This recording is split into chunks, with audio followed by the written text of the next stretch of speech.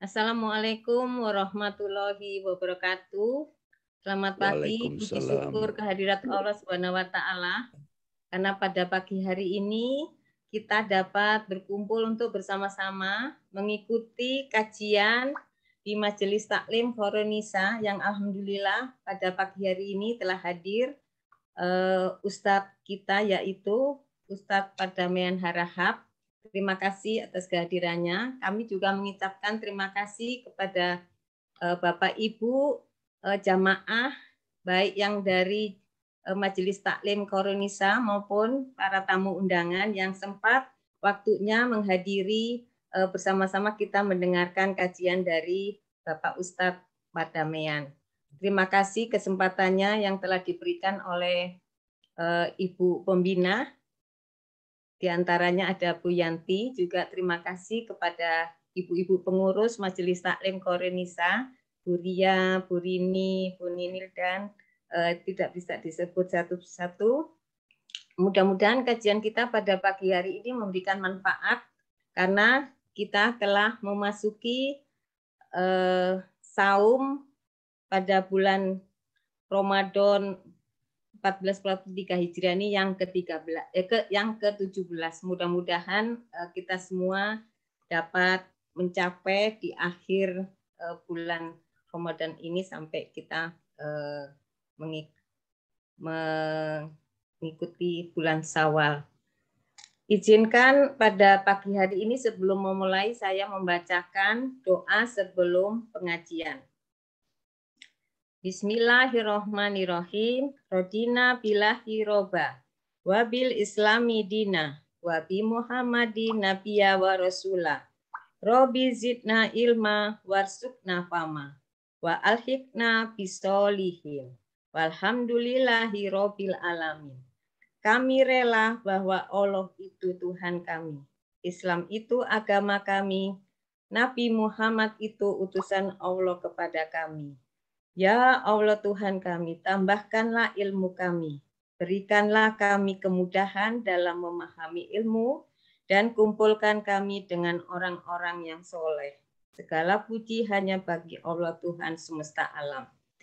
Alhamdulillah Bapak Ustadz Pardamaian Harahap pada hari ini akan memberikan kajian yang berjudul Memaknai Hakikat Lailatul Qadar. Untuk itu waktu sepenuhnya kami serahkan kepada Pak Ustadz Pardamaian.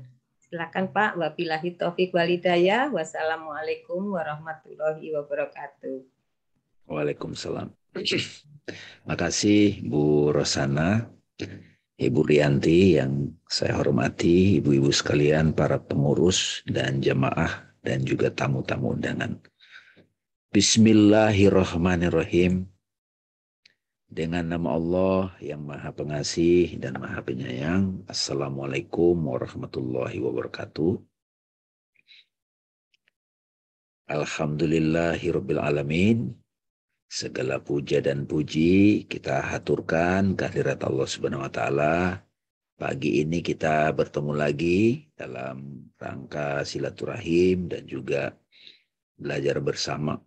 Mudah-mudahan siapapun yang hadir di sini dimudahkan untuk mencicipi berkah-berkah Allah, juga bisa memahami hakikat Lailatul Qadar. Siapa tahu nanti mengalami Lailatul Qadar. Amin ya rabbal alamin. Karena pengetahuan itu penting untuk bisa mengkonfirmasi apakah pengalaman kita itu benar atau tidak. Salawat dan salam kita sanjungkan kepada guru kehidupan Nabi besar Muhammad SAW. Ini banyak dari luar ini Bu Rianti ya, tamu-tamu ya. Pak Ade itu sudah sering ikut saya Bu Rianti itu. Malah kita suka ketemu juga offline gitu. Ada kangen-kangen begitu deh.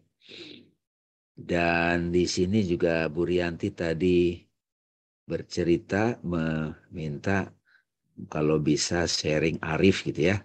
Akhirnya saya undang di sini. Bang Arif pada di sana nggak Bang Arif? Bang Arif. Pak Bang Arif tuh anaknya Pak Dame. Ibu-ibu inget nggak yang dulu kecil main gitar kita acara-acara Khairun Nisa di Pendopo? Sekarang udah besar, lihat deh. Suka diundang di dialog positif. Halo, Assalamualaikum. Waalaikumsalam, Mas Arif. Waalaikumsalam. Oh. Udah besar Mas Arif. udah gede ya. Udah oke. Ya, saya tadi Bu Rianti meminta supaya sebenarnya kan dia malu juga, cuman insya Allah nanti sharing. Ibu-ibu sekalian, bapak-bapak yang dirahmati Allah, Lailatul Qadar ini tidak bosan-bosan kita bicarakan.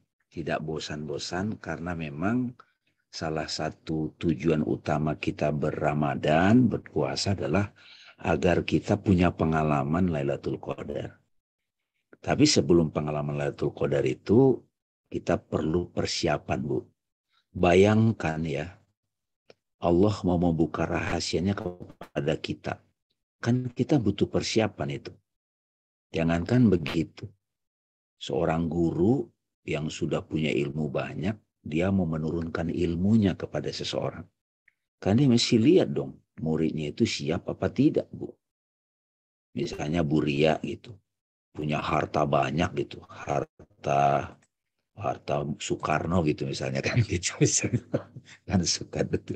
Misalnya beneran punya harta karun gitu, tapi Bu Ria itu pura-pura tampak kere gitu loh. Nah begitu mau rasanya mau pulang meninggal, sama siapa ya saya wariskan nih harta ini gitu ya.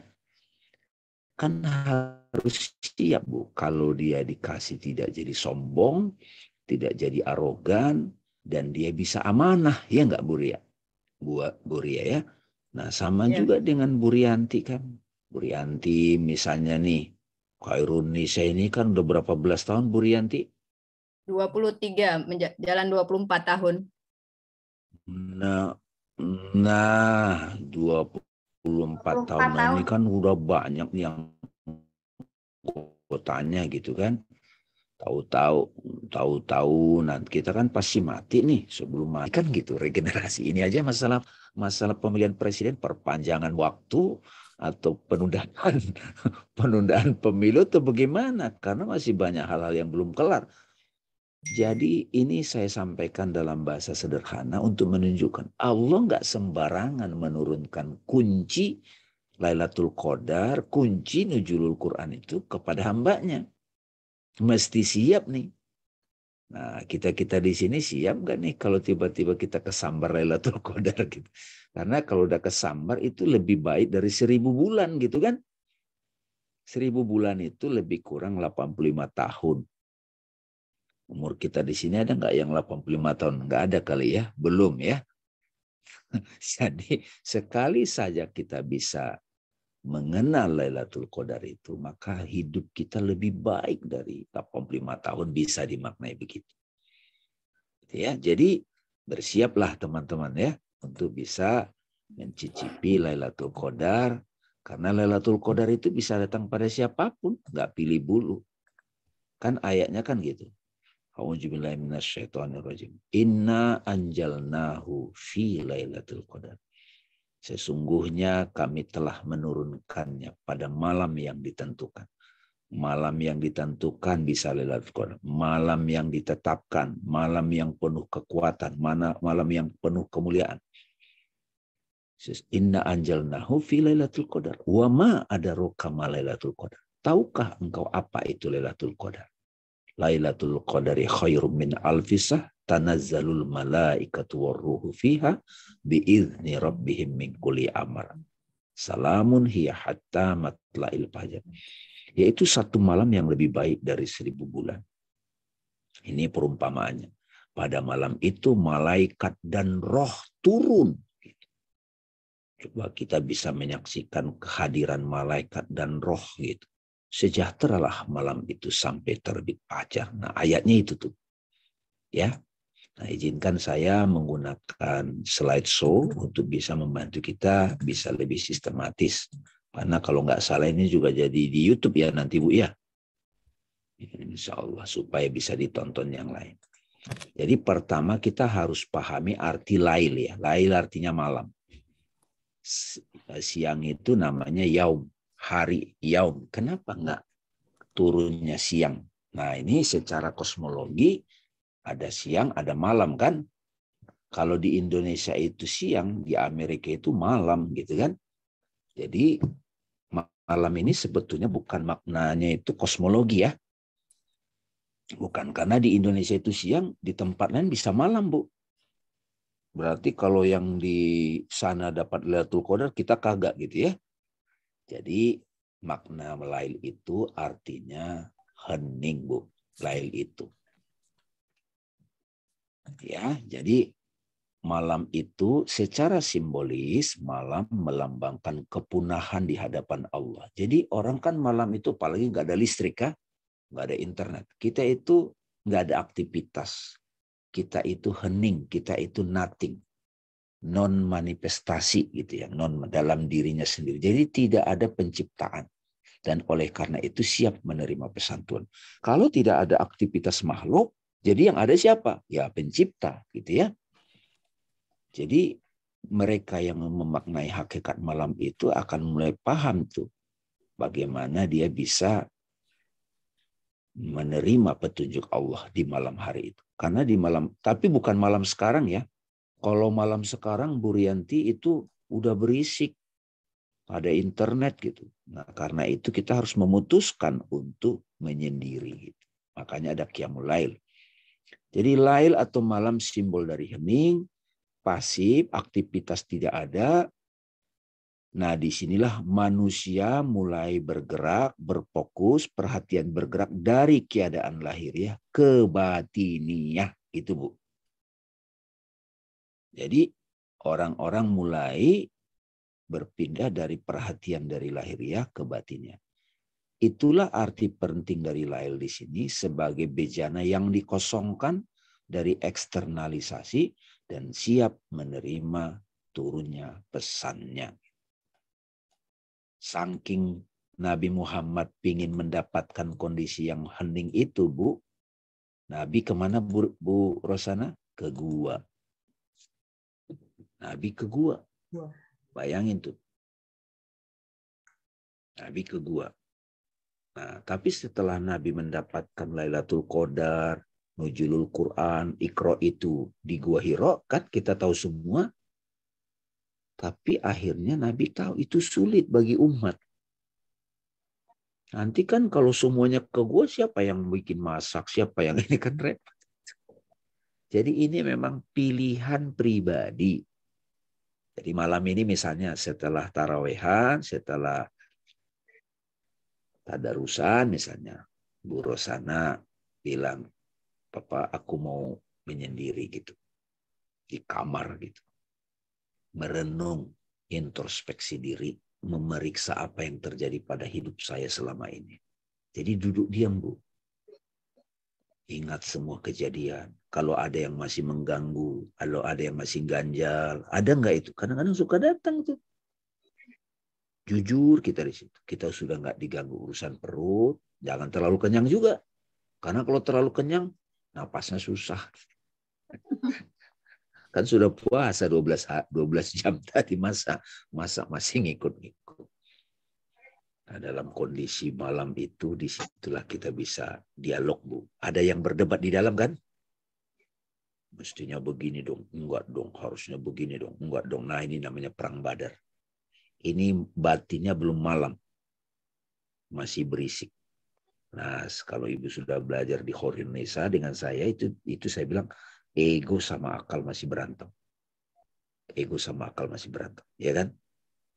Nah, karena itu kita puasakan jasmani, kita juga puasakan hawa nafsu.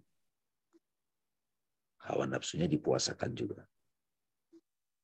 Kalau badannya udah puasa, sudah seimbang, sudah takwa, maka egonya pun sudah mulai jinak. Kalau nafsu rendahnya sudah jinak, nggak banyak mau gitu loh. Tapi rada susah Bu Rianti. Tapi nggak apa-apa ya, tugas saya menyampaikan ya, insya Allah ya. Nah itu kira-kira. Nah kalau sudah batinnya hening, baru siap tuh menerima petunjuk Tuhan. Al-Qadar itu bermakna kekuasaan, kutroh, juga bermakna ukuran, yaitu Tuhan mengungkapkan segala sesuatu menurut ukuran takaran. Beriman pada kodok dan kodar gitu ya. Lailatul Qadar adalah hadirnya kekuasaan Tuhan, hadirnya kekuatan Tuhan, sekaligus tersingkapnya wahyunya. Segala ciptaan adalah wahyu primordialnya, itu kata guru saya. Atas dasar norma dan hukum yang tidak sembarangan tetapi sesuai dengan ukuran. Seluruh alam semesta ini adalah kehadirannya. Jadi Bu, orang yang sudah batinnya hening, itu dia bisa melihat ayat-ayat Allah di mana-mana Bu Rianti. Burung berkicau, Tuhan sedang bertasbih. Fenomena demo kemarin, Tuhan sedang berbicara. Dia bisa melihat hukum-hukum sebab akibat, ukuran-ukuran. Kalau orang suka nyinyir, nanti bakal dibalas. Dia menjadi penonton yang sangat waspada. Seluruh ciptaan itu bagi dia semua ayat-ayat Allah. Seluruh ciptaan itu menjadi the manifestation of Quran. Itu yang disebut ayat-ayat kauniyah. Jadi kalau saya tanya, Lailatul Qadarnya Bu Ria, Lailatul Qadarnya Bu Ninil apa nih? Mulai nih terdiam Bu Ninil. Jawabannya nanti apa? Suatu makna yang saya dapat langsung dari Tuhan. Ngerti. Bisa juga dikatakan Lailatul Qadar itu apa? Kehadiran nama Tuhan kepadaku. Nama Asmaul Husna bukan lagi kata-kata. Nama Tuhan apa yang hadir? Kalau sudah kenal nama Tuhan itu, kan kita nggak bisa langsung ke zatnya. Namanya, wajah, wajah pengasih, wajah penyayang, wajah perkasa juga bisa.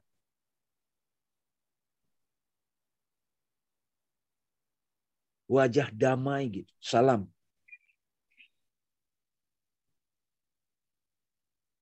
Makanya kan saya selalu nyanyi itu kan. Akhirnya kan. I see trees of green, red roses too. I see them bloom for me and you. And I think to myself, what a wonderful world. Gitu. I see sky so blue. Saya lihat langit biru. I see divine name. Aku ngelihat wajah Tuhan. I see sky of blue and cloud of white. Dengan awan putihnya. The bright blessed day, the dark sacred night. Aku lihat malam yang penuh sakral. Aku lihat wajah Tuhan. And I think to myself. Saya bilang pada diri saya. Saya katakan dalam renungan saya. Alhamdulillah. Amazing. Wow. Allahu Akbar. Subhanallah, takbir. Akhirnya saking dia menyaksikan yang meluap-luap itu Bu Rianti terbuka. Karena egonya sudah jinak. Mau nggak mau gimana dong ekspresinya? Datanglah. Allahu Akbar, Allahu Akbar, Allahu Akbar. La ilaha illallah, Allahu Akbar. Allahu Akbar walillahilham. Itu dia saksikan sebagai pengalaman rasa, pengalaman sensorial, pengalaman intelektual, pengalaman physically juga. Apa enggak terdiam tuh air berhenti mengalir, pikiran berhenti, simbol. Sampai nge-freeze Bu Rianti. Nggak lupa napas gitu kan. Angin berhenti bertiup. Wow. Kenapa lu? Wah ini luar biasa ini. Kamu lihat kayak kesambat kalau orang bilang gitu. Cuma kesambat cinta Allah gitu maksudnya. Tahu kan Bu orang yang kesambat kan? Istilahnya di kampung kesambat gitu. Tiba-tiba kayak kenapa lu kok bengong? Kamu nggak lihat ada cinta Allah di situ? Gitu. Keagungan Allah, keperkasaan Allah. Speechless. Beban batinnya diangkat. 30 tahun, 20 tahun. Makanya puasa itu harus jangan-jangan banyak nengok keluar dulu kan. Kalau keluar kan Diskon ini, promo ini ada di handphone itu. Makanya kata Ebit, kita mesti telanjang dan benar-benar bersih. Gitu. Suci lahir dan di dalam batin. Tengoklah ke dalam sebelum bicara. Singkirkan debu yang masih melekat. Singkirkan debu yang masih melekat. Kalau batinnya sudah bersih dari debu-debu marah, benci, kesal, akhirnya apa ngejalani hidup?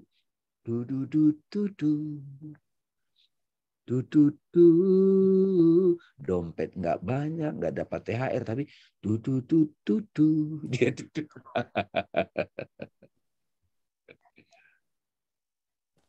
Tapi dari kebahagiaan yang meluap itu, kita akhirnya membagi kasih sayang.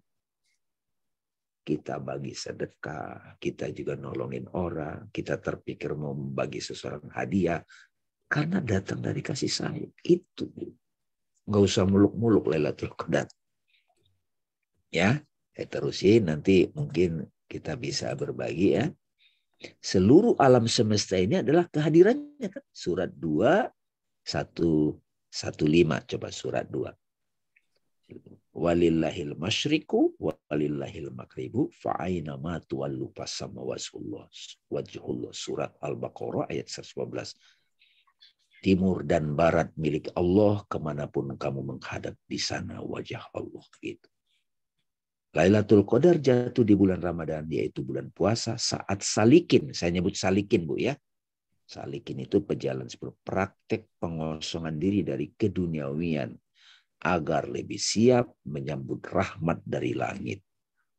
Langit di situ maksudnya bukan langit kosmos ya. Pesannya dan realitas namanya hadir di hati kita. Nah ini udah pernah saya sampaikan, mungkin teman-teman udah tahu di YouTube, tadi udah saya bahas. Buat jasmani kita harus dipuasakan supaya nggak gangguin kan. Jadi tubuh kita itu sehat juga, kebutuhan tubuh kita makan apa yang diperlukan. Terus jiwa kita juga kita jangan dikuasai ego lagi. Akal juga kita puasa akal, jangan mikir yang macam-macam, yang fokus substansi. Makanya saya selalu bilang Bu, kalau sudah di kolbu, batinnya hening, setiap ada kejadian, diam dulu. Tuhan berbicara apa kepadaku dari peristiwa ini. Ingat itu Bu. Iqra. Apapun kejadian, jangan terjebak merespon dengan ego. Sekali-sekali pakai akal, nggak apa-apa. Tetapi akhirnya Tuhan maksudnya apa ya dengan kejadian ini. Beritahu aku. Jadi kejadian itu akhirnya membawa hikmah. Nah proses takwanya kita dari jasmani menuju kolbu namanya tatakun. Ya ayyuhalladzina amanu kutiba alaikumussyam kama kutiba alal ladzina min qablikum la'allakum tatakun. Proses. Tidak pasti takwa. Jadi muttaqin itu karunia. Setelah kita muttaqin di kolbu, kita menyaksikan turunnya nuzulul Quran. Petunjuk kan? Sahru Ramadan allazi unjila fihil Quran hudal linnasi wa bainati minal huda wal furqan. Di bulan suci Ramadan itu diturunkan Al-Quran sebagai petunjuk bagi manusia. Bulis dapat petunjuk Bu. Dan penjelasan dari petunjuk itu. Dan pembeda gitu. Jadi kalau saya tanya, dapat apa tahun lalu Bu Epi? Bang Nami, aku mau ngomong berdua aja ya. Apa tuh? Aku sudah ngerti kenapa begini. Kenapa? Aku dapat Quran. Gitu kira-kira. Puncaknya apa? Lailatul Qadar tadi yang tadi saya nyanyi gitu. Seluruh alam ini adalah manifestasi dari nama-nama Tuhan. Wow nggak itu? Wow banget.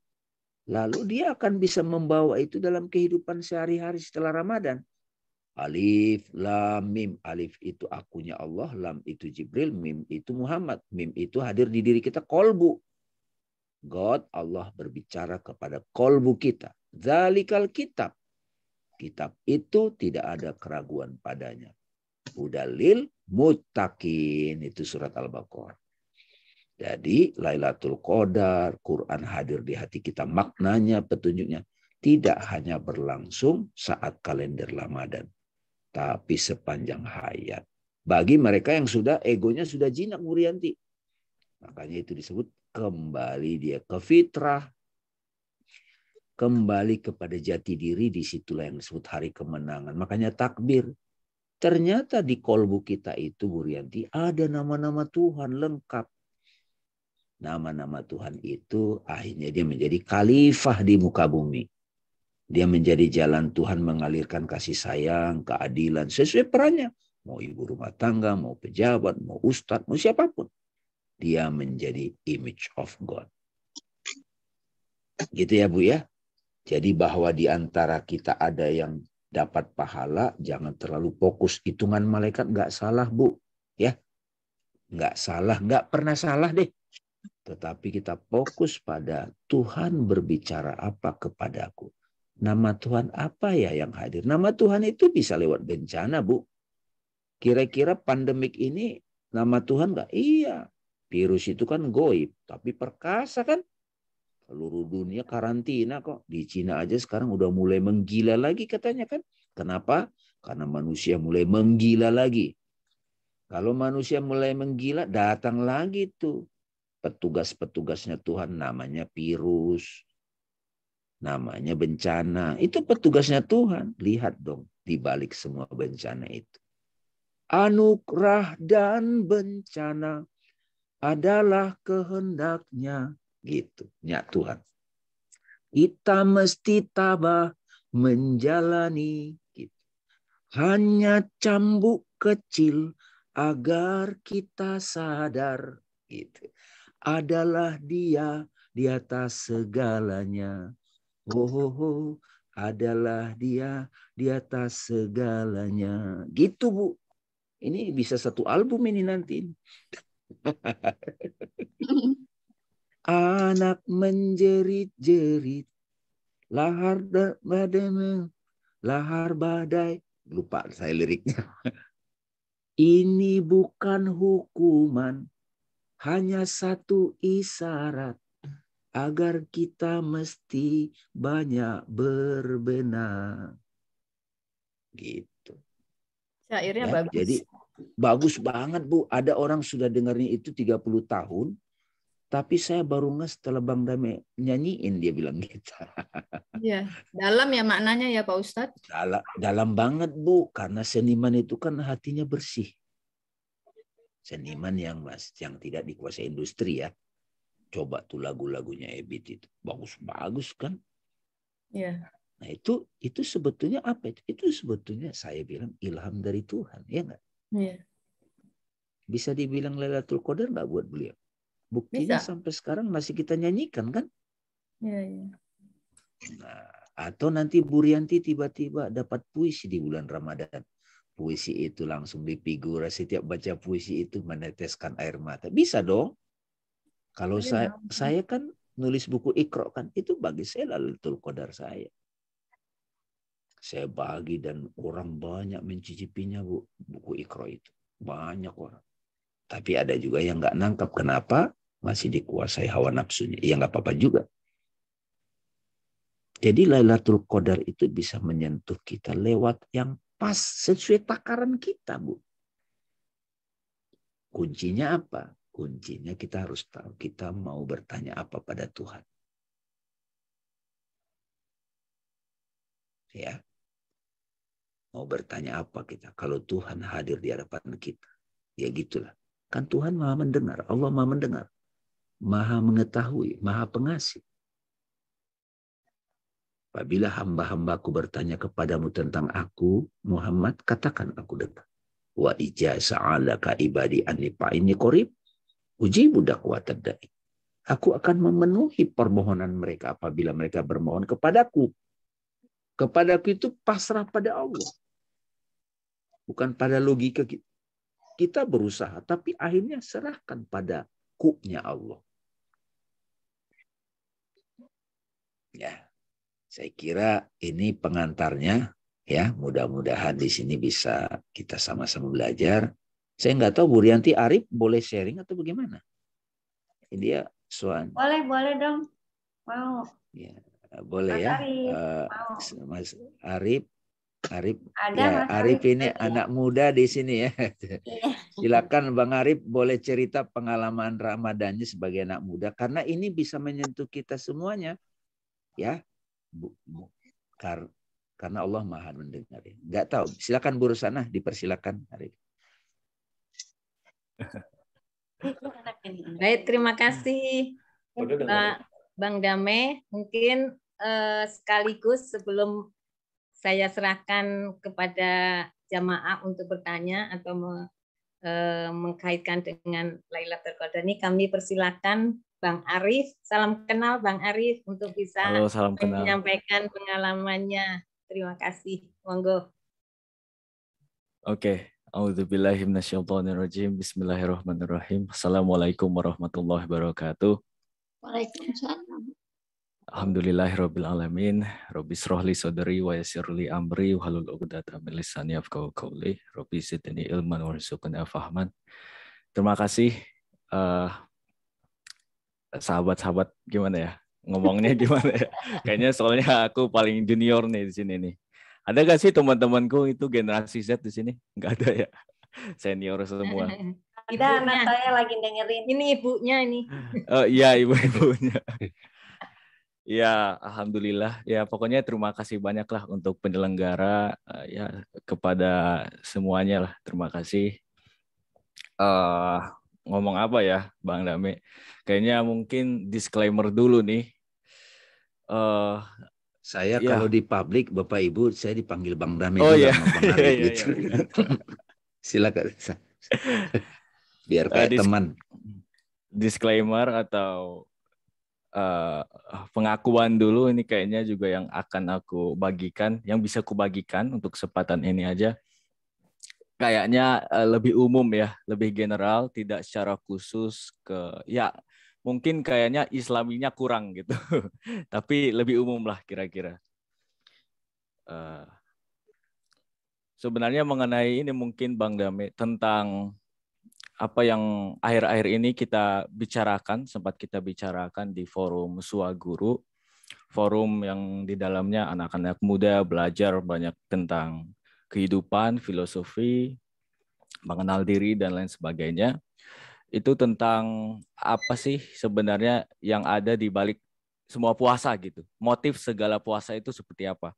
Tidak secara khusus yang Islam, tapi juga di seluruh ajaran, di seluruh tradisi. Apa sih motifnya? Aku lihat ada satu. Menahan hasrat, desire. Mungkin yang puasa Ramadan ini secara khusus, secara tampak permukaan, tapi aku juga yakin sahabat-sahabat sekalian di sini udah ya ikut belajar dengan Bang Dame. Pada akhirnya bukan hanya lapar dan haus gitu yang ditahan, tapi juga pertama dan lebih utama ego. Gitu kan, ego, nafsu dan lain sebagainya. Tapi secara permukaan kan Ramadan itu dipahami secara massal menahan lapar dan dahaga. Tetapi ada juga puasa-puasa lain gitu di ajaran lain, misalnya di Christianity. Ada puasanya itu, aku juga punya sahabat banyak yang Kristen, mereka juga mengatakan puasa kita itu puasa apa yang paling disukai gitu. Nah, yang paling disukai kan nggak harus brownies, pizza, steak, apalagi tteokbokki kalau yang suka makanan Korea. Bukan, nggak harus itu. Yang disukai itu apapun, general, umum, hasrat yang diinginkan, gitu kan. Nah, kira-kira mungkin di situ motifnya. Nah, mengenai hasrat ini, kira-kira apa sih sebenarnya hasrat? Apa sih sebenarnya kita inginkan ketika kita mengakui kita menginginkan sesuatu?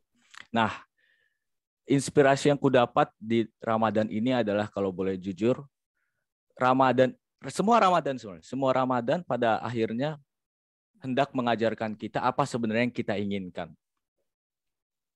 Oke, spoiler aja, kita sebenarnya tidak menginginkan objek. Misalnya aku pingin es krim. Aku tidak sebenarnya menginginkan es krimnya.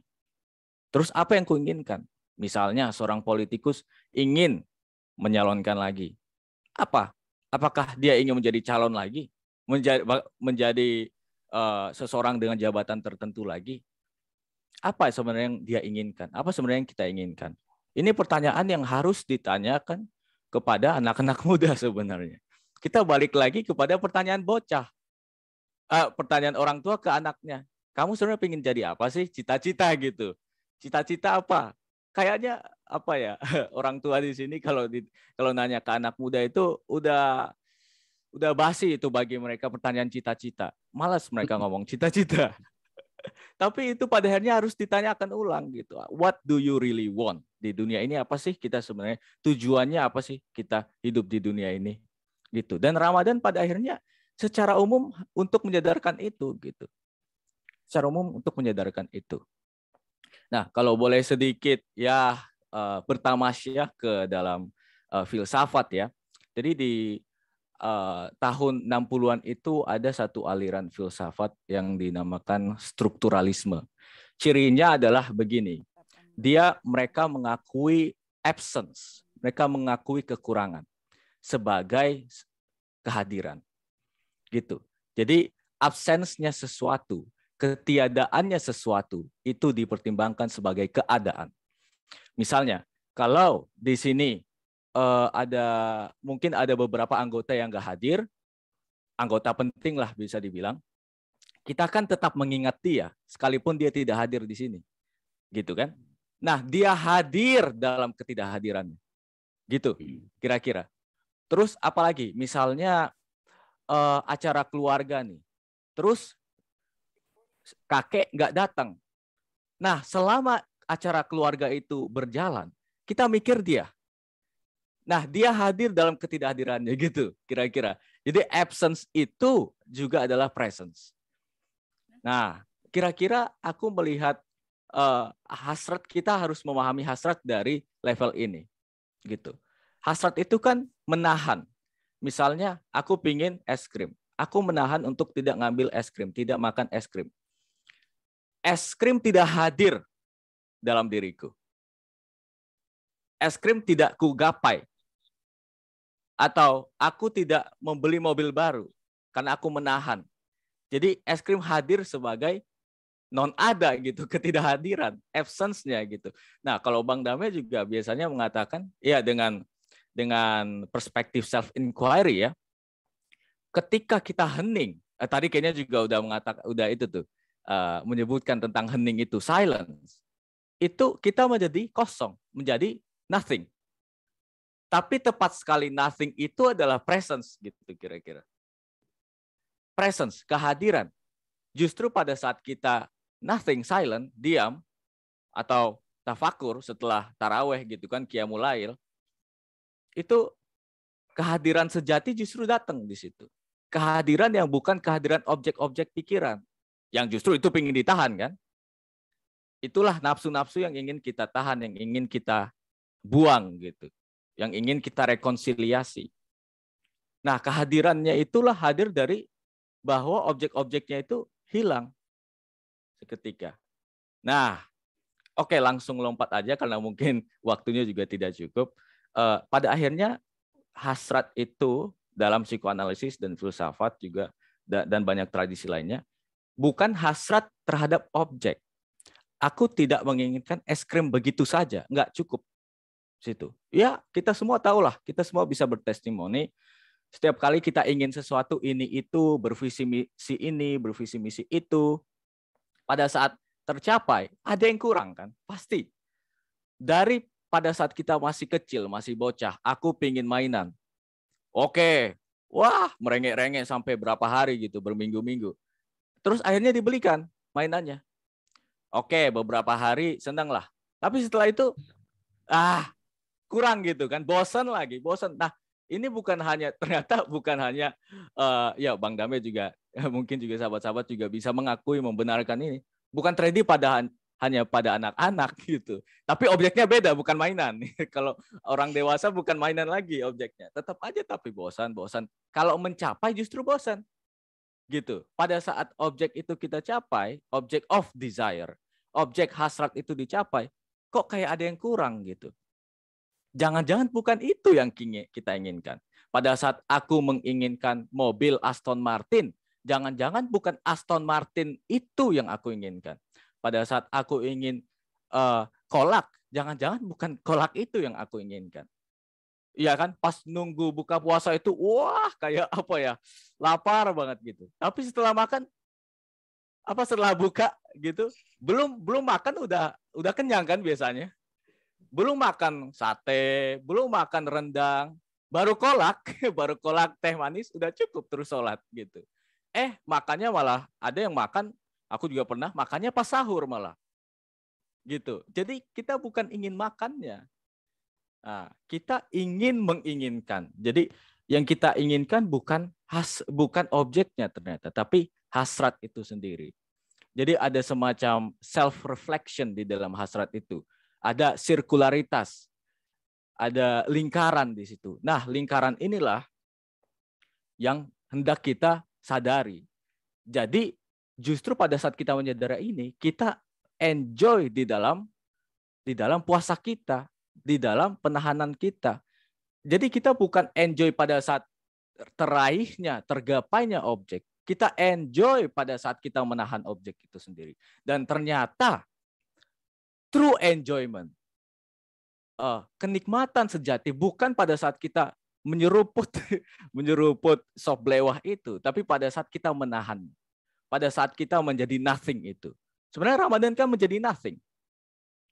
Untuk menjadi nothing.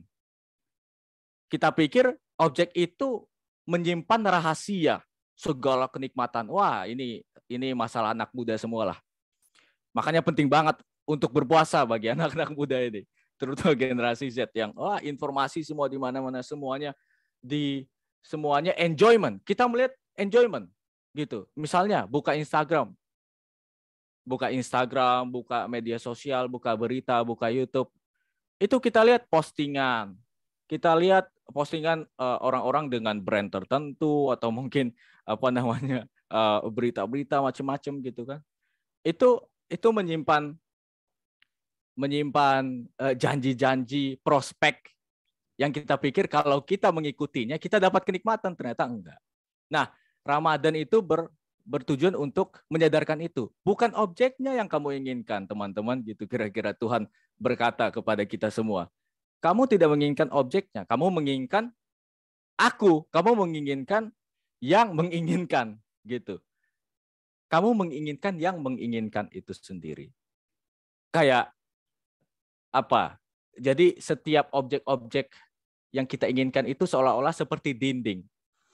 Dinding yang di baliknya itu kita pikir ada rahasia kehidupan. Wah.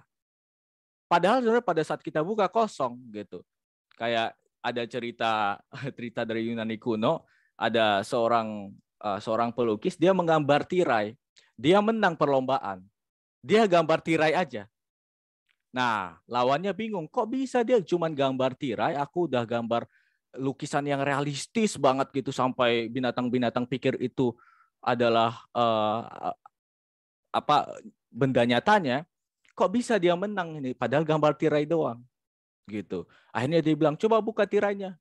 Nah, yang lukis tirai ini bilang, aku cuma lukis tirai kok, nggak ada rahasia di baliknya. Aku cuma lukis tirai. Nah, hasrat si lawan itu ternyata dari si lawan itu sendiri. Gitu. Yang dia pikir di balik tirai ada rahasia, yang kita pikir di balik es krim itu menuai, menyimpan kenikmatan kita. Ternyata kita taruh di situ. Ternyata itu adalah gestur kita sendiri. Itu ternyata adalah sentuhan kita sendiri. Kita yang menaruh rahasia itu di balik tirai. Padahal tirai ya tirai doang. Gitu. Tirai-tirai aja. Nah, itu yang ingin disadari di masa-masa Ramadan itu. Sadarilah yang menaruh rahasia ini. Atau dalam beberapa tradisi, sang kesadaran, sang subjek gitu kan. Dan lain sebagainya. Gitu sih kira-kira Bang Dami. Itu aja. Terima kasih. Itu saya sendiri Bu Rianti belajar dari Bang Arif nih sekarang nih Bu. Soalnya beneran gitu. Dia itu kan di bulan puasa itu ada hadis qudsi mengatakan gini Bu. Perbuat apa semua amal ibadah itu untuk hambaku, untuk anak Adam. Tapi khusus puasa, aku sendirilah balasannya kata Allah. akulah balasannya. Gitu. Jadi ini Bu sebetulnya harus disadari.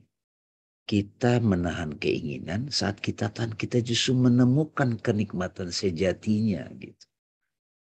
Itu paradoknya di situ. Nah ya, makasih ya Bang Arif ya. Bang Arif telah memberikan ini. Kalau ini butuh mungkin 85 tahun, kalau kita dapat pengertian itu, kita jadi secure gitu. Ketika orang punya tas Chanel ini tuh, nggak apa-apa. Nggak, saya ingin tapi nggak harus punya gitu. Tapi sudah bahagia saya dengan inginnya aja itu saya udah bahagia. Iya, ya, karena bukan pada objeknya. Bukan pada objeknya, karena objeknya. ada Allah kan. Yes. Ya. Yes. Tuhan ada di sini, di dalam jiwa ini. Berusahalah agar dia tersenyum.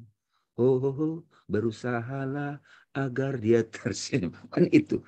Kita jauh-jauh ke Mekah kan untuk menyadari Tuhan ada di kolbu. Gitu. Makasih Bang Arif. Silakan Bu Rianti kayaknya mau duluan nih. Ya. Terima kasih. Ya. Terima kasih Bang Arif atas sharing pengalamannya yang sebetulnya kalimatnya pendek tapi maknanya itu loh. Kan hanya menahan hasrat terhadap objek, tapi ternyata ini yang mengurai yang akhirnya ujungnya kepada Allah. Terima kasih sharingnya Bang Arif, juga Bang Damai yang telah memberikan wawasan yang sebetulnya yang kita sendiri tahu, tapi maknanya itu loh yang akhirnya di sini kita gitu. Kalau katanya udah itu berarti ada sesuatu yang masuk. Terbuka.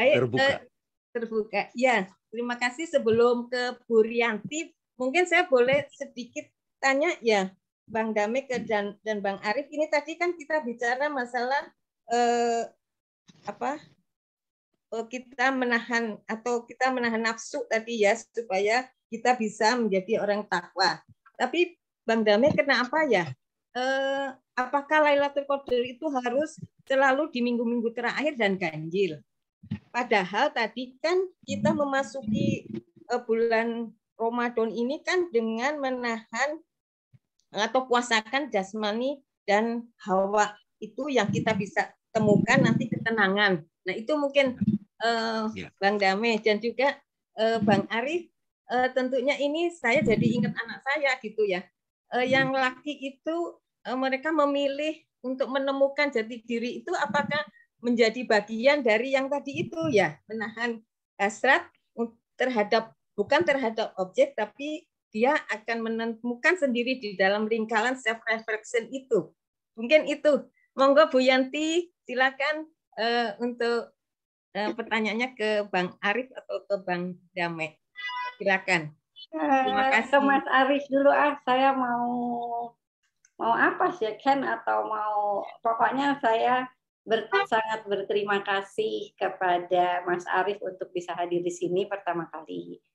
Terus kedua, pernyataan atau yang Mas Arif tadi sampaikan kepada kita, terutama yang udah tua-tua, dalam banget gitu loh ya.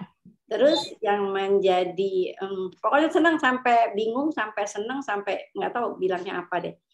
Nah gini Mas Arif, yang saya mau tanya justru Mas Arif, untuk sampai ke titik yang itu, padahal masih seumur gini ya, ini nanyanya juga ke bapaknya juga. Itu gimana prosesnya gitu ya? Saya juga jadi, waduh, kitanya aja yang udah segini kayaknya belum sampai-sampai nih ke titik-titik tuh, banyak titik-titik yang masih belum keisi gitu. Silakan dong kayak tadi tuh misalnya enjoy bener, menahan keinginannya gitu. Proses menahannya itu yang mau diinginkannya biarin deh, nggak nyampe nggak apa-apa, malah makin lama nggak sampainya saya makin enjoy gitu, nggak sampai ke situ gitu ya. Terus sama tadi yang kenapa itu dia orang itu cuma gambarnya tirai, pasti orang itu juga ada harapan, pasti yang kayak tadi ada orang bertanya di balik tirainya apa dong, buka dong, buka. Iya. Penasarannya itu loh. Ada sesuatu yang dia pengen tahu gitu, orang-orang pasti apa nih komentarnya. Padahal saya maunya yang ini gitu, yang orang-orang nggak tahu gitu. Ya, Mas Arif, ayo dong lagi. Dikasih lagi kita yang dari rumah. Makasih. Wah, ya tentu kalau kenapa bisa begini sebenarnya harus tanya ke Bang Dame sih. Yang jelas ini nggak tiba-tiba. Perjalanan lah. Ya kita semua berjalan, semuanya masih berjalan. Nggak ada habisnya memang soalnya. Terus saja. Karena ya terus apa? Beberapa banyak mistikus mengatakan juga kan, bahkan Ibnu Arabi dalam Islam, tradisi Islam, ya Allah selalu memanifestasikan dirinya, bertajali gitu.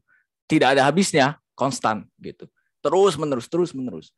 Ya siapa kita yang sudah langsung menyampai situ gitu kan? Kita selalu berjalan terus karena dia juga terus menerus bermanifestasi gitu. Tapi kalau secara personal, memang kalau aku sih perlu 11 tahun kayaknya. Dari 2011 sekarang. Iya, 11 tahun nih, 11 tahun. Perlu 11 tahun dari 2011 itu. Umur masih berapa? bocah-bocah. 11 tahun. Dari umur ya, berapa? dari umur, kalau 11 berarti 9 tahun lah. Iya, 9 tahun aku itu. Bang Dame bikin ya forum kecil-kecilan lah gitu. Lingkup untuk anak-anak, untuk terutama keluarga dulu, dan keluarganya juga bukan keluarga besar, keluarga yang dekat aja. Tapi itu berlangsung lama. Ya, hingga sampai kita membangun apa yang namanya Swaguru sampai sekarang kan, forum belajar untuk semua yang anak-anak, terutama yang ya generasi muda lah, untuk belajar tentang kehidupan, filosofi gitu. Nah, itu hasil dari 11 tahun itu. Hasil dari 11 tahun yang terus-menerus ditempa belajar tentang filsafat, tasawuf, dan lain sebagainya. Jadi nggak ujuk-ujuk lah. Ujung-ujungnya kenapa bisa begini? Ya karena ada lingkungannya gitu. Alhamdulillah, harus bersyukur gitu. Karena ada lingkungan ini, namanya apa? Forum ini? Khairunisa. Ya, Khairunisa. Harus bersyukur kita ada forum ini gitu. Terutama kalau nanti dibuat untuk anak muda gitu kan, harus bersyukur lagi. Jadi emang harus ada tempatnya, harus ada wadahnya gitu sih kira-kira untuk itu. Nah, terus mengenai apa tadi pertanyaannya tentang ya itu tadi, terus belajar 11 tahun. Karena memang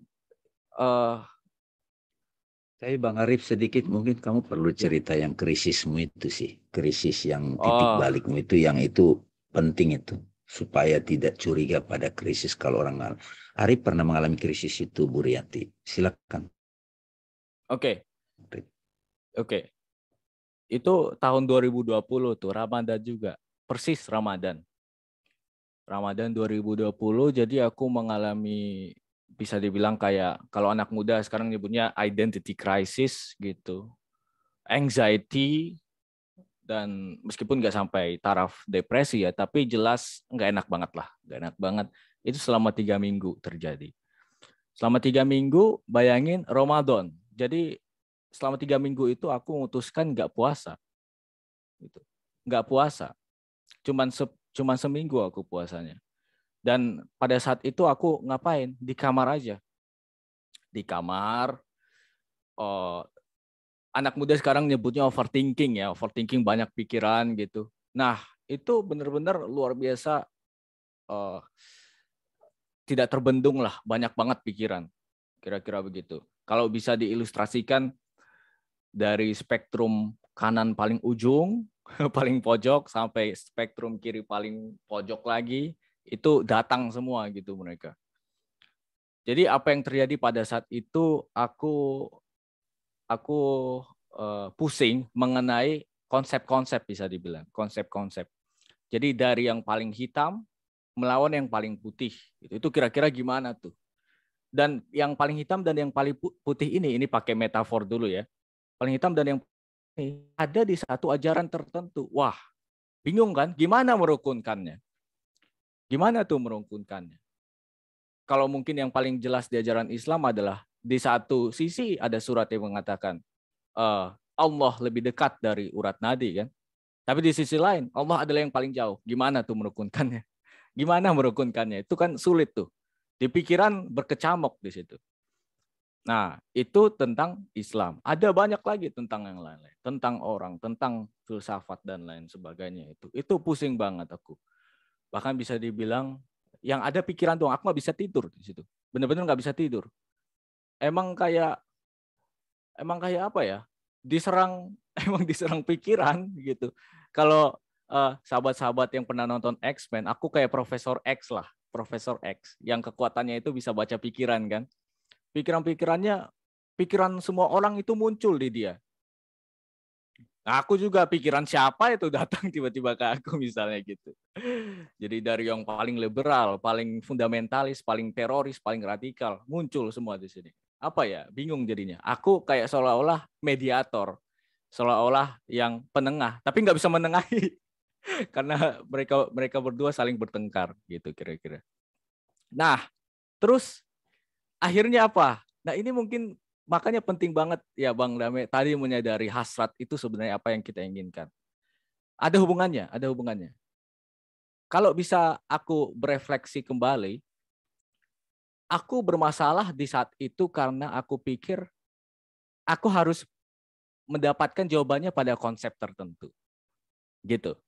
Jadi dari konsep-konsep yang bertengkar itu aku harus memilih yang salah satu ataupun yang lain. Nah, itu kan kalau tadi berdasarkan konsep hasrat kita, itu berarti kita masih memilih objek gitu. Kita masih berpikir konsep sebagai objek itu menyimpan rahasia yang kita inginkan, yang menjadi kunci kebahagiaan kita, padahal enggak. Terus kuncinya apa? Kuncinya ya ajaran ya yang selalu Bang Dame terus-menerus ulang, selalu ke situ terus, self inquiry. Menyadari yang menyadari, sang kesadaran gitu, atau silent. Nah, pada saat kita silent itu sebenarnya kan kita mengundurkan diri, mengenyahkan keinginan untuk meraih objek gitu. Mengenyahkan keinginan untuk mengambil konsep tertentu yang lebih penting dari yang lain. Padahal enggak. Yang lebih penting apa? Pelajaran yang aku ambil apa? Sadari yang melihat pertengkaran itu. Sadari yang menonton. Jadi seolah-olah aku melihat konsep-konsep di ring tinju nih, mereka bertonjok-tonjokan, tawuran lah, bahkan tawuran. Rame-rame soalnya. Aku sebagai penonton. Gitu. Nah, kacau kalau aku berpihak. Pada saat aku berpihak, aku kena karma tuh. Aku akan ditagih lagi. Aku harus menebus itu nanti di masa yang akan datang. Karena itu aku harus apa jawabannya? Aku harus sadari bahwa aku penonton. Aku eksis sebagai penonton. Gitu. Aku ada sebagai penonton. Ada aku yang menonton itu. Meskipun aku sakit, meskipun aku masuk operasi sih. Aku pernah di infus gitu ya, itu berapa hari lah. Nah, di situ meskipun aku sakit banget, meskipun krisis, aku tetap bisa menyadari ada aku di situ. Ada aku. Ada aku yang terlepas dari predikasi sakit, predikasi suka ini, suka itu, predikasi yang punya personalitas kayak begini, yang punya ego kayak gini, yang punya identitas mahasiswa, yang punya identitas dosen, yang punya identitas ustadz. Aku keluar dari itu semua, aku menjadi aku yang absence gitu tadi. Kembali lagi pada hasrat itu tadi kan. Absence. Dari absence itu, dari ketiadaan aku identitas, simbolik, dan aku imajiner, yang itu ego, personalitas, nafsu, lawamah atau amaroh gitu kan, kalau dari 7 derajat jiwa. Ketika itu kita enyahkan, aku menjadi yang silent itu, aku menjadi absence itu, aku menjadi yang menginginkan, bukan keinginan, bukan objek keinginan itu, bukan konsep-konsep bertengkar. Aku menjadi yang menonton itu. Dan bahkan konsep itu bisa bertengkar karena dia di dalam pikiranku kan. Terus ada aku dulu agar konsep itu bertengkar. Bodoh kalau aku berpikir konsep-konsep itu yang penting. Gitu loh. Apa ya? Ring tinju mereka bertengkar itu adalah aku gitu. Aku adalah ringnya. Tanpa aku mereka juga nggak bisa bertengkar kan? Gitu. Dan itu pengunduran diri itu memang kayaknya perlu. Kalau Nabi aja kan ke gua gitu. Mengundurkan diri dari segala dinamika realitas simbolik, realitas sosial gitu kan. Terus ke gua dulu. Itu penting. Terus setelah itu didapatkan, baru turun gunung gitu. Baru turun dari gua, keluar dari gua. Di situ mungkin ya itulah fitrah kali ya, Bang Dame. Fitrah kan, kemenangan itu bisa dibilang. Gitu. Dan itu tahun 2020 itu krisis itu sih. Barangkali memang iya benar, bukan hanya 11 tahun tapi juga ada turning point lah, ada turning point itu. Jadi nggak ujuk-ujuk, itu sebuah bisa dibilang berkah. Tapi pada saat itu aku pasti akan melihatnya sebagai musibah sih. Siapa juga yang ingin berada di dalam penyakit itu. Jadi berkah at the same time musibah. Kayaknya memang selalu begitu di dalam Ramadan. 2021 Ramadannya jadi lebih berbeda ya. Iya, lebih berbeda. Itu menjadi buahnya itu didapat di situ, Bang Dame. Tahun 2021. 2020 ditempa sakit gitu kan. Dan pada saat Lebaran 2020 itu masih belum langsung sembuh tuh. Nah, rekonsiliasinya, perukunannya, penebusannya, tobatnya itu terjadi di 2021. 2021 aku jadi intens menulis artikel, nulis buku. Insya Allah sekarang lagi ditulis juga buku gitu sama Bang Dame juga gitu. Jadi buahnya 2021. 2022 ini aku ada di dalam filsafat istilahnya fidelity. Jadi 2020 itu sebuah event, sebuah peristiwa yang menggoncang aku. 2021 dan 2020 itu aku setia kepada peristiwa itu. Aku setia kepada apa yang kudapat dari peristiwa itu. Aku tidak mau menyimpang dari situ, aku tidak mau berselingkuh dengan konsep-konsep lain. Aku tetap setia kepada apa yang aku dapatkan di situ. Ya, bisa dibilang mungkin Lailatul Qadar. Jadi Lailatul Qadar itu satu hal, tapi setia kepada yang kita dapat situ hal lain. Dan barangkali the true event, peristiwa sejati adalah pada saat kita berkomitmen untuk terus setia kepada kebenaran gitu. Kira-kira. Terima kasih. Terima kasih Mas Arif, Pak Bang Dame, terima kasih, senang sekali. Ini Bu Tuti nih ingin bicara nih kayaknya Bu Rosana. Ya, Pak Bang Dame tadi pertanyaan saya belum dijawab ya. Oh iya, saya jawab dulu ya. Apa ya tadi pertanyaannya? Saya saking takjubnya tadi cerita Arif tadi itu. Bu Rosana apa tadi? Tadi itu kan ini kita bicara mengenai puasa ini kan kita puasakan jasmani, terus nafsu, dan kita harus ini. Tapi kenapa Lailatul Qadar itu dipilih di saat ganjil dan malam dan begini. Secara normatif Bu, puasa 30 hari memang kita kan semua secara umum kan 10 pertama persiapan dulu lah. Kita masih ribet dengan buka di mana ya, heboh lah gitu kan.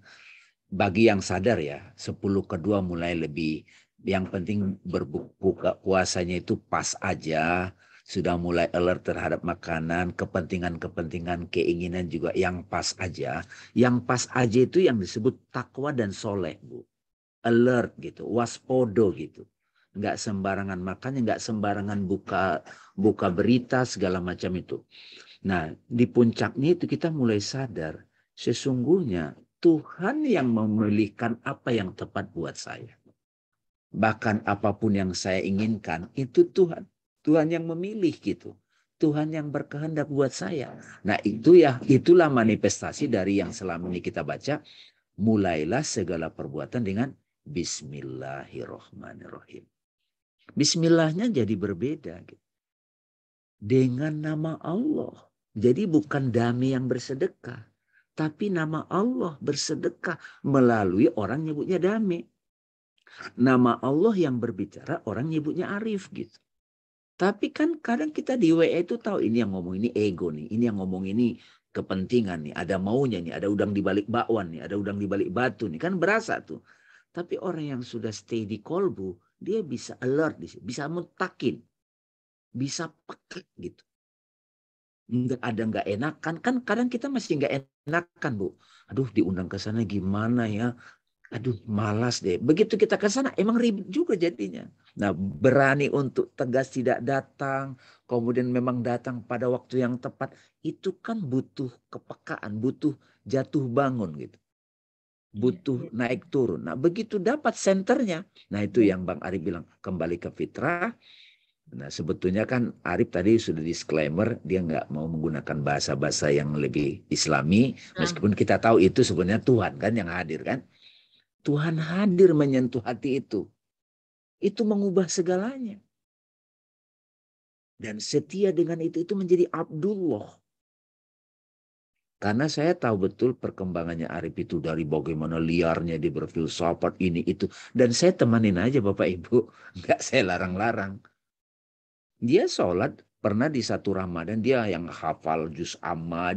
Tapi kan itu masih disiplin ya. Masih proses. Pembiasaan. Tapi keterbukaan itu kan karunia Allah. Bukan saya juga yang menentukan. Banyak guru juga yang menyentuhnya gitu. Dan ya tentu saja kan sama biasa aja gitu. Saya sendiri sudah belajar juga sama Bang Arif sekarang. Banyak saya belajar dari dia. Beneran Bu? Iya. Karena dia pembaca bahasa Inggrisnya bagus, dia juga belajar bahasa Arab. Dan ya udah gitu. Gitu kira-kira Bu. Masya Allah, iya. Makasih. Masya Allah, terima kasih Bang Dame, Bang Arif juga. Silakan Bu Tuti. Bu Tuti ini psikolog nih, sahabat saya nih. Nggak tahan pingin ngomong nih kayaknya. Silakan Bu Tuti. Ya, Silakan Bu. Terima kasih. Assalamualaikum Bapak Ibu semua, Bang Dame, Mas Arif. Tahu nggak Mas Arif, aku dengar kamu cerita. Aduh, rasanya, oh my God, hebat banget. Bisa ngalamin itu ya. Nggak semua orang bisa alamin itu, satu. Terus yang kedua Bang, saya kan dengerin Bang Dame berkali-kali. Tadi satu poin yang betul-betul habis ceritanya Pak Ari, Mas Arif, terus Bang Dame menyimpulkan bahwa pada saat kita punya keinginan, kita nggak fokus di objek. Kita bisa merasakan Allah di situ. Nah itu terus terang Bang Dame. Oke, berarti pada saat itulah Tuhan sedang bekerja di kita mau ngapain, the message through the object kan, tapi sebetulnya nggak di situ. Bener gitu Kak. Satu itu penangkapan saya, mungkin memudahkan saya untuk paham aja. Artinya pada saat kita pengen sesuatu supaya terjadi pencerahan, kita harus gali dong. Ini sebetulnya apa di balik? Siapa yang ingin? Iya, yang ingin apa dan maunya buat apa? Supaya saya jadi seperti apa? Supaya saya mengarah kemana? Benar nggak seperti itu? Dan saya ingat ya, Bang Dame, Mas Arif dulu memang dari kecil memang senangnya baca buku kan. Yang kita bilang Bang Dame nggak takut tuh anak kecil udah belajar filsafat. Sampai kita ingetin Bang Dame beneran tuh anak kecil udah belajar filsafat. Bukannya filsafat tuh bisa melenceng kemana-mana kalau bacanya nggak ada mimen. Dan saya jadi nangkep Bang Dame pagi ini. Kenapa Mas Arif jadi anaknya Bang Dame? Itu poin yang menurut saya kadang-kadang kita suka nggak nangkep kan kalau kita dapat musibah, dapat cobaan, seringkali kita cuma fokus di musibahnya. Tapi kita nggak lihat di situ kenapa dia ada di diri kita, kenapa dia jadi bagian dari diri kita. Itu Bang Dame pagi ini yang saya dapatkan. Aduh terus terang thank you so much Mas Arif, Bang Dame. Saya ngeh banget. Paling kemarin saya dengerin tuh cerita tirai whatever. Tapi saya baru ngeh banget tuh pagi ini. Terima kasih. Padahal belum mandi, mungkin karena belum mandi kali ya, jadinya lebih otak lebih terang. Thank you. Oke, makasih. Terima kasih Bu Tuti. Sebelum ada yang bertanya, ini saya boleh baca dari chat Pak Dame. Iya, silakan. Ini ada chat dari Pak Ismail. Beliau ingin bertanya Bang Dame, dalam diri kita apa ini? Tidak pernah terpisah ketika ingin menyatu dengannya.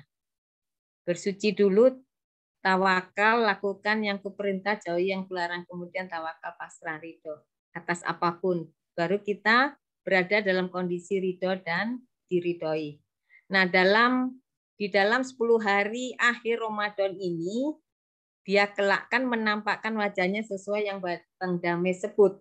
Wajah Rahman, Rahim, nikmat, nurun, Allah, nur, lulu, batin kita tak terucap yang mau diminta. Demikiankah Bang? Itu pertanyaan dari Pak Ismail. Ya, makasih Pak Ismail. Ibu-ibu sekalian yang hadir di sini, siapapun pasti punya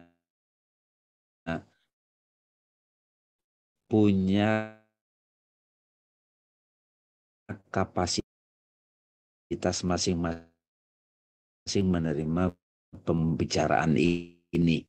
Tapi kenyataannya inilah diri, namun tidak tercampur ketika di luar kita. Dia tidak terpisah. Nah begini Pak Ismail ya, memang pembicaraan tentang zat Allah itu tidak boleh dengan pikiran, memang nggak sanggup. Yang bisa kita bicarakan nama-namanya, wajahnya.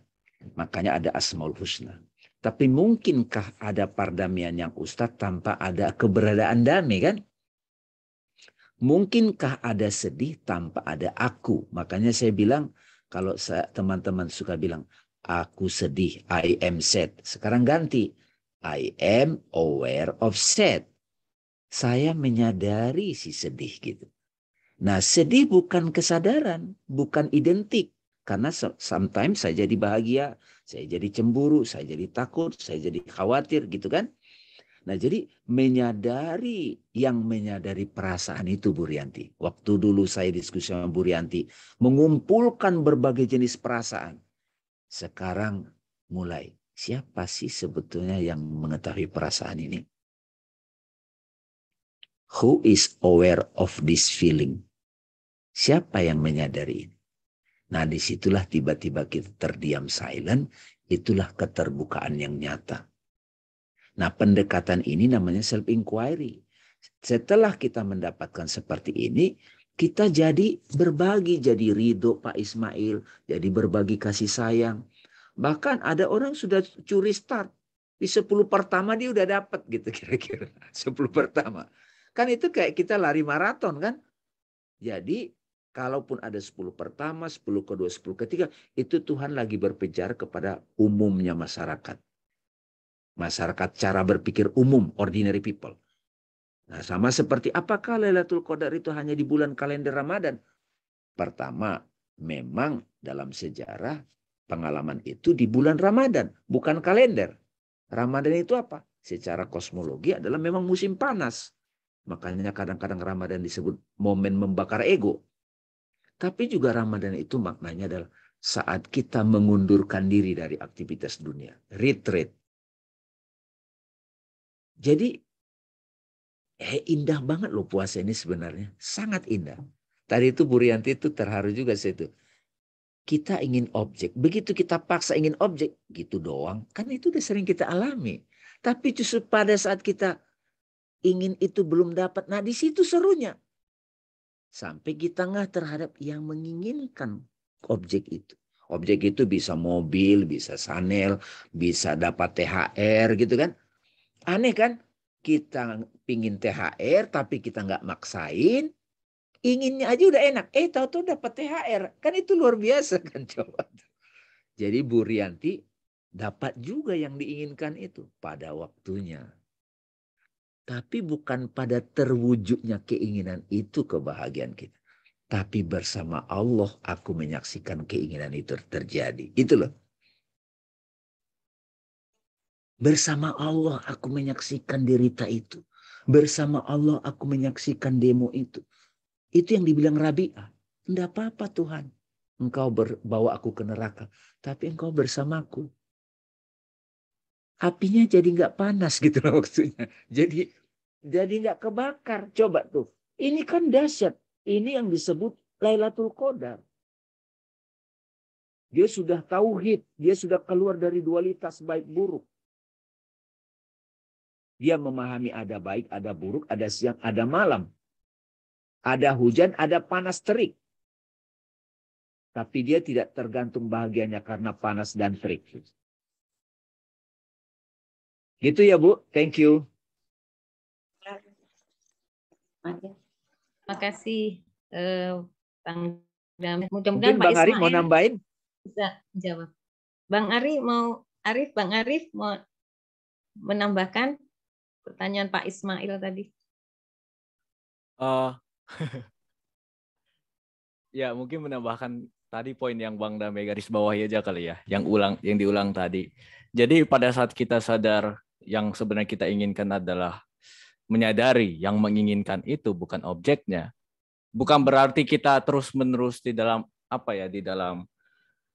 bukan berarti kita menolak gitu loh, menolak kehadiran objek. Kalau objek itu datang kita bersyukur gitu. Justru peraihan yang otentik itu pada saat kita menyadari bukan pada objeknya. Jadi bukan berarti nggak ada keinginan, gitu kan? Ya, aku sama Bang Dame juga sempat berbicara tentang ini nih. Orang kan sering bilang, yang masuk ke jalan spiritual nggak punya keinginan lagi gitu, menolak dunia. Di sisi lain, nah ini masih dualitas nih. Di sisi lain, orang-orang duniawi mengecam mereka yang spiritual gitu. Ngapain sih? Buat apa lu belajar begini-begini tapi nggak punya duit gitu kan? Nah terus sisi lain menolak gitu, ya kamu mata duitan dan lain sebagainya, gitu aja terus. Nah kita mungkin di sini jalan tengah ketika kita menyadari bahwa mereka justru miss the point. Kedua pihak ini mereka sebenarnya salah sasaran gitu. Kita menyadari bahwa iya bukan pada objeknya, justru karena itu keinginanku bebas aku berkeinginan gitu loh, kira-kira paradoksnya di situ. Jadi kalau kamu misalnya anak muda pingin ini, pingin itu, dia harus sadar bukan pada objeknya itu. Karena pada saat kita pikir objeknya, justru kita malah melekat gitu, kita malah menderita di situ. Kita malah nggak benar-benar, kita tidak, pada saat kita dapat objeknya, kita tidak benar-benar dapat objek gitu kira-kira. Kita malah kehilangan objek itu. Jadi bukan berarti kita nggak berkeinginan, justru keinginan itu makin banyak, tapi kita sadar. Gitu sih, itu aja. Baik, terima kasih Ibu Bapak yang lain barangkali. Terima kasih ini Bang Ari, Bang Dame. Silakan. Saya itu mau menambahkan sedikit nih, bukan menambahkan. Mau bicara ke Mas Arief. Mas Arief, bagaimana nih? Kayaknya pengen deh tuh saya mendefinisikan segitu panjang yang Mas Arief tadi sampaikan. Tapi kalau dalam mau menjelaskan kepada seseorang ataupun siapapun, tadi tuh rasa-rasa yang panjang itu, rasa-rasa yang Mas Arief sampaikan kepada kita itu rasanya definisinya kayak apa ya? Kan kita panjang bener mau jelasinnya, pokoknya rasanya tuh kayak gini deh gitu. Rasa tadi proses untuk cuek terhadap tujuannya, tapi perasaan yang panjang itu yang kita nikmati tadi untuk mendapatkan sesuatu itu tadi tuh. Itu kayaknya kalau didefinisikan seperti apa, pakai cerita kali gitu, Mas Arief. Jadi orang-orang nangkepnya bisa enak gitu ya. Itu kan susah-susah gampang tuh, harus diceritain panjang kayak tadi baru.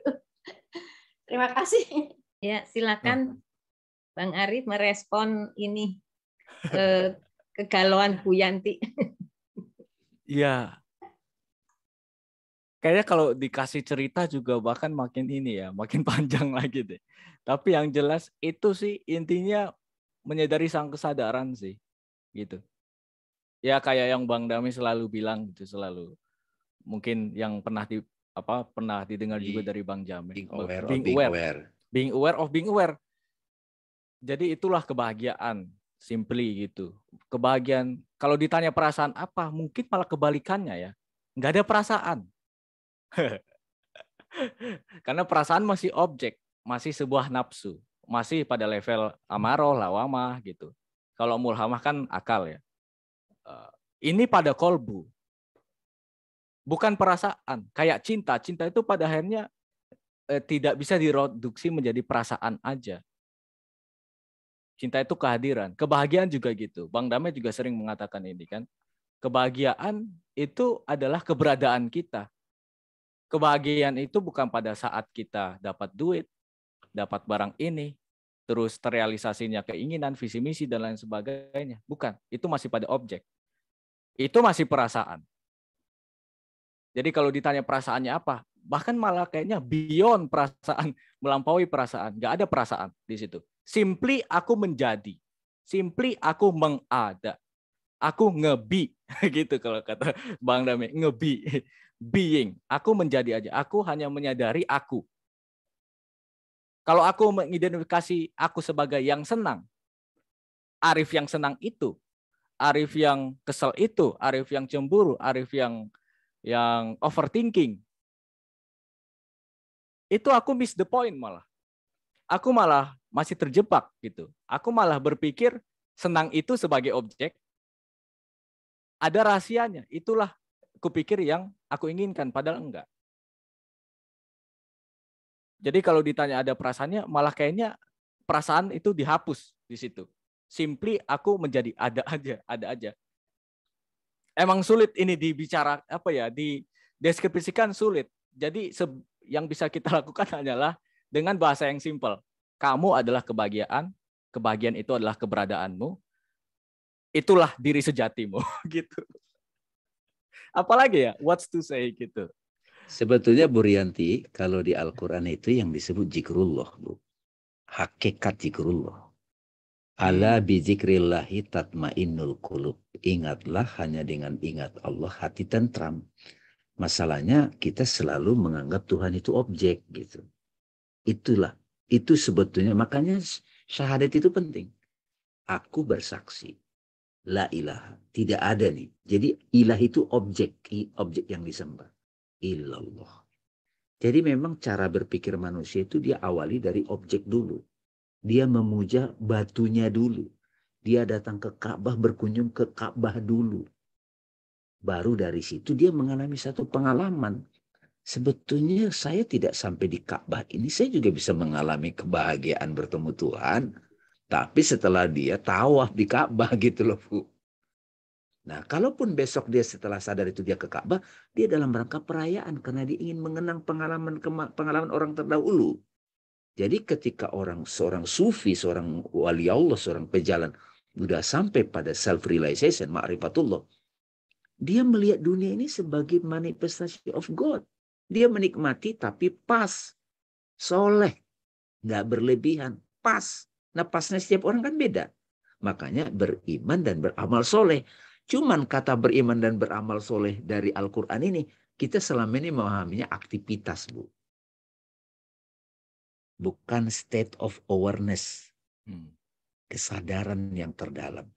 Tadi Bu Rosana itu sebetulnya beberapa hal mengalami ya ekspresinya. Bu Rosana kan juga ngikutin di dialog positif, di mana banyak banget guru kan gitu kan. Sebetulnya guru yang sebenarnya siapa sih? Tuhan kan. Guru yang sebenarnya Tuhan bisa cocoknya kita itu lewat sosok ini, sosok itu. Makanya di Al-Quran banyak nabi kan, banyak messenger.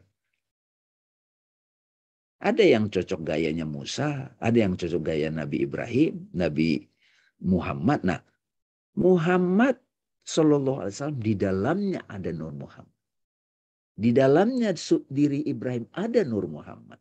Di dalamnya Nabi Musa ada Nur Muhammad. Di dalamnya Nabi Nuh ada Nur Muhammad. Di dalamnya Sokrates ada kesadaran sempurna.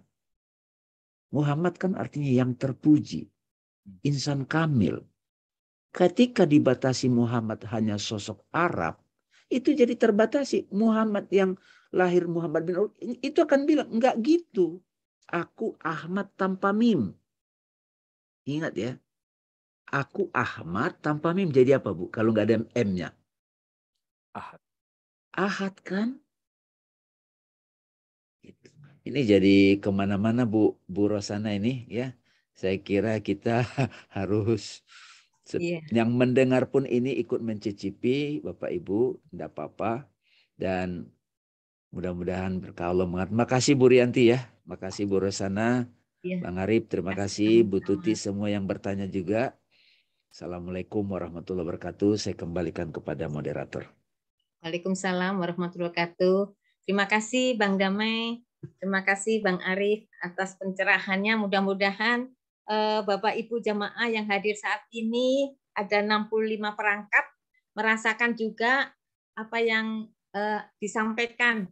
Paling tidak dalam ibadah saum kita yang tahun 1443 ini ada hal yang mengena yang seperti yang dialami oleh Bang Arif tadi ya. Ada sesuatu yang memberikan kita lebih baik lagi dan lebih baik lagi. Apakah masih ada yang ingin bertanya? Kalau tidak, ini waktu sudah pukul 11.32, Bang Damai. Apakah kita cukupkan dulu, Bu Yanti, Bu Rini? Perlu diendapin soalnya, perlu diendapin. Kayaknya betul. Kayaknya harus ini dulu, ke tempat yang sunyi dulu, Bang Damai. Jadi supaya apa yang tadi disampaikan ini benar tercerna. Terus terang saya harus ini juga mencerna apa yang tadi disampaikan oleh Bang Damai dan Bang Arif. Terima kasih sekali lagi Bang Damai, Bang Arif atas segala ilmu, pengalaman, sharing semua yang telah diberikan kepada kita semua. Mudah-mudahan ini bermanfaat. Khususnya saya kayaknya ngerasakan sesuatu gitu, dan para jamaah yang hadir pada siang hari ini. Juga terima kasih kepada para jamaah yang telah tekun mengikuti kajian kita pada siang hari ini, yang tetap bertahan ini sampai 65 perangkat. Mudah-mudahan apa yang disampaikan memberikan kita puasa kita lebih menjadikan kita orang yang bertakwa. Sebelum mengakhiri, izinkan saya menyampaikan doa sesudah pengajian. Bismillahirrahmanirrahim. Ya Allah, kayakanlah kami dengan ilmu pengetahuan, hiasi kami dengan kelembutan, muliakan kami dengan ketakwaan, indahkan kami dengan kealiatan, keselamatan lahir batin, keselamatan akidah, keselamatan dari segala bentuk bahaya, dan keselamatan dunia akhirat.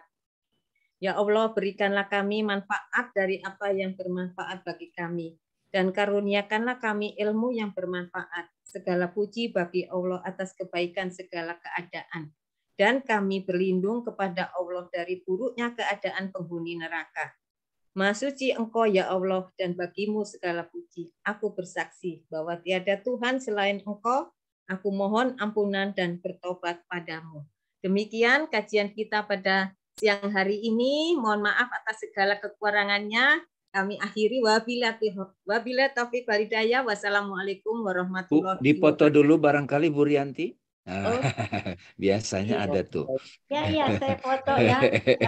Dibuka Mbak Desi Alang nih, Alang. Lembar pertama. Buka Mbak Desi videonya, saya foto.